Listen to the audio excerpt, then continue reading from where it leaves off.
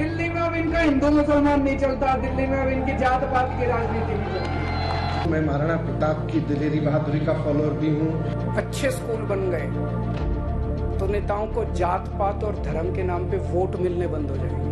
हम महाराणा प्रताप के वंशज हैं, ऐसे टूटने और भागने वाले नहीं है। हम तुमसे लड़ेंगे। ये बच्चे किस आधार पे वोट देंगे?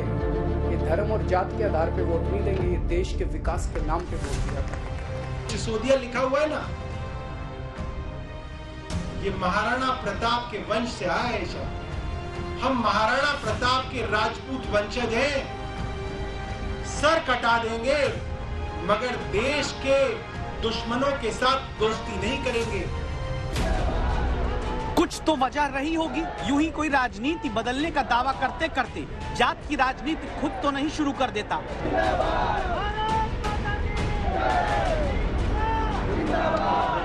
मुद्दा भ्रष्टाचार का, आरोप शराब घोटाले का, जांच सीबीआई कर रही, सियासत बीजेपी और आम आदमी पार्टी के बीच चर्चा आकर टिक गई जाति के नाम पर।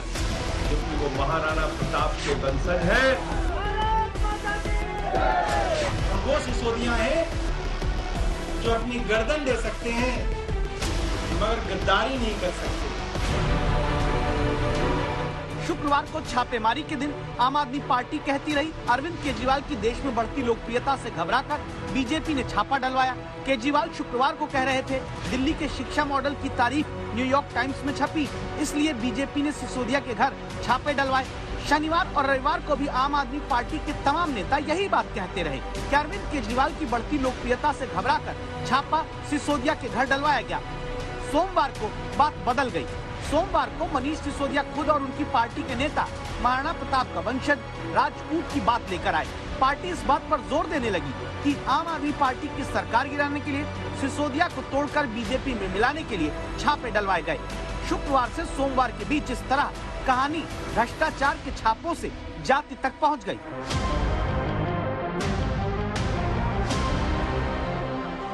ये ट्वीट मनीष सिसोदिया ने किया। वक्त है 22 अगस्त सुबह 10:30 बजे।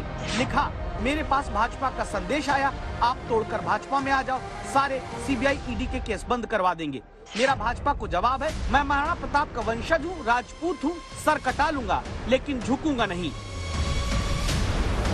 ये ट्वीट करने के साथ ही आम आदमी पार्टी के नेता प्रमुखता से बताने में जुट जाते हैं कि मनीष सिसोदिया राजपूत हैं। ये कहा कि साथ आ जाओ तो जैसे सबकी ईडी सीबीआई खत्म, तुम्हारी भी ईडी सीबीआई खत्म हो जाएगी। मनीष सिसोदिया ने साफ कह दिया, हम महाराणा प्रताप के वंशज हैं, ऐसे टूटने और भागने वाले नहीं है। हम तुमसे लड़ेंगे और तुम्हारी एक एक कार्रवाई का जवाब देंगे। मनीष जी ने बोला जो सिसोदिया लिखा हुआ है ना, ये महाराणा प्रताप के वंश से आया है शब्द। हम वो सिसोदिया हैं जो अपनी गर्दन दे सकते हैं मगर गद्दारी नहीं कर सकते। तुम्हें जितने मुकदमे करने हैं कर लो, फांसी पे लटकाना है लटका देना। हम महाराणा प्रताप के राजपूत वंशज हैं। मैं शहीद भगत सिंह का फॉलोअर भी हूं। मैं महाराणा प्रताप की दिलेरी बहादुरी का फॉलोअर भी हूं। मैं गांधी से लेके सरदार पटेल तक सबको अपना गुरु, अपने पिता तुल्य मानता हूं और उनको अपने जीवन का आदर्श मानता हूं। बात मनीष सिसोदिया को महाराणा प्रताप का वंशज राजपूत बताने तक क्यों पहुंची? क्या इसके पीछे जातिगत राजनीति का गणित है? इसके लिए पहले इतिहास याद करते हैं। सवाल, क्या मनीष सिसोदिया और आम आदमी पार्टी पहले भी जाति का इस्तेमाल सियासत में कर चुके हैं? जवाब है हाँ। और उदाहरण ये कि दिल्ली चुनाव के दौरान आम आदमी पार्टी की नेता आतिशी के धर्म को लेकर विपक्ष के वार के दौरान सिसोदिया ने ही ट्वीट करके लिखा था कि आतिशी पक्की छत्राणी है, राजपूत हैं और झांसी की रानी। अब वर्तमान पर आइए। सवाल है, क्या इस बार भी भ्रष्टाचार के मुद्दे को राजपूत बताकर जाति पर लाने के पीछे राजनीति हो सकती है? जवाब इसका भी है हाँ। वजह इन तस्वीरों से समझिएगा।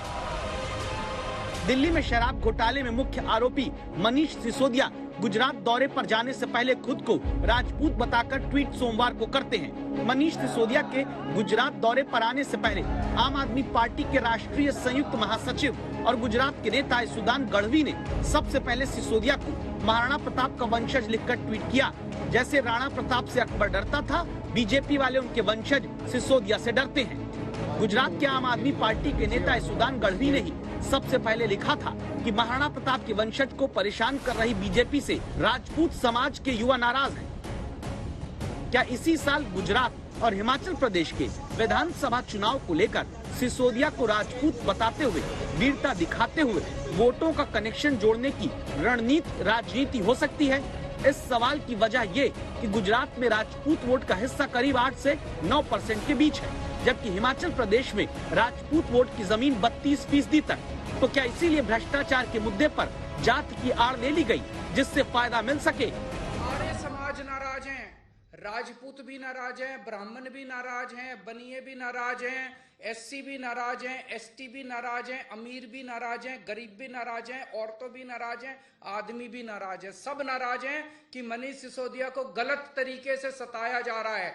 उनको अब 3-4 दिन में इनको गिरफ्तार कर लेंगे। उस अपना जाति के सभा वालों को इससे पूछना चाहिए, तुम हमें क्यों बदनाम कर रहे हो? बार बार केजरीवाल बोलता है मैं इस अपना जाति का हूँ, उप मुख्यमंत्री बोलता है मैं इस जाति का हूँ।